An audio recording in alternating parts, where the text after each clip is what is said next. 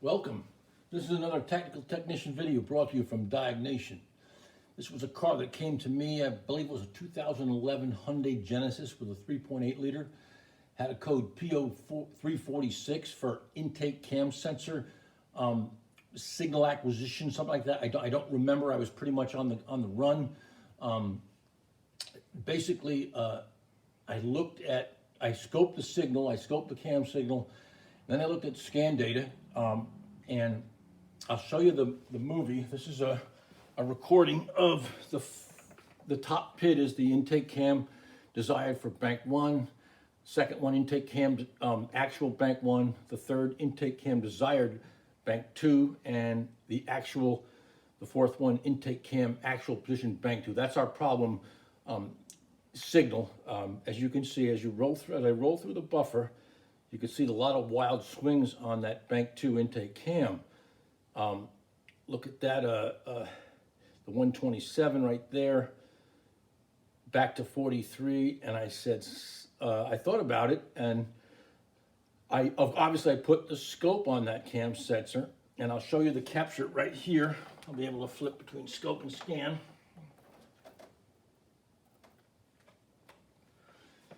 And there is that is the scope in green of the intake cam for bank 2.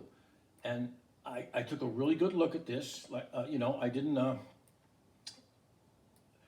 scope the correlation, which I probably most likely should have, but this is that cam sensor, and it looks pretty good. I thought that, from what I saw on scan data, that something here would validate that the signal's bad or faulty.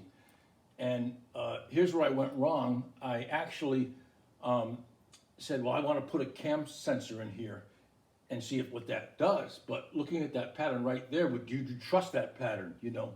Could that pattern cause that wildness, what we saw in scan data? So I put the new sensor in on bank 2 and fired up. I had the scan tool on it, and this is what I saw, which basically proved that I did not fix it. As you can see right here, it did the same exact thing as this. This is what I saw. No change, still had that wild swing on the bank 2 intake cam. And I said, well, I thought about it. Well, I made a bad diagnostic decision because I didn't trust the scope. So, if we think about it, and I'll go back to the scope capture, what does the scope see compared to what does the PCM see?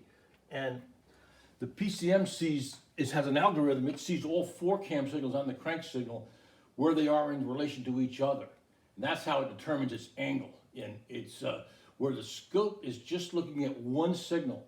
It's looking at the intake cam bank 2 signal, and that's all it sees. Our job as techs when we read the scope is, when we want to determine a correlation issue, we have to add the other 3 cams and the crank to see and have a known good pattern to deem what's going on. So anyway, I just wanted to point that out, that obviously a cam sensor did not fix it.